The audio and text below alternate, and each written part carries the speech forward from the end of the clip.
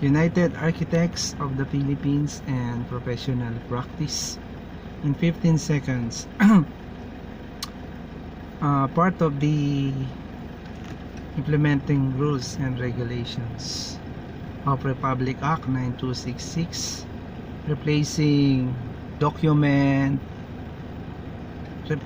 replacing 1979 Document 201.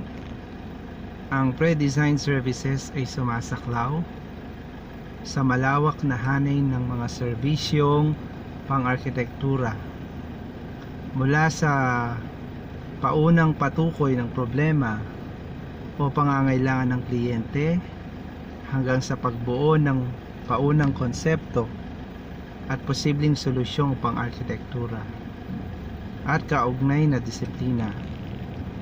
Kabilang sa mga serbisyong ito ang konsultasyon, pre-feasibility or feasibility studies, pagpili at pagsuri sa lugar o site selection at site analysis, pag-aaral, paggamit ng lupa o site utilization at land use studies, pananaliksik sa arkitektura, architectural programming, space planning, space management studies, value management, pag-aanda ng design at iba pang kaugnay na gawain.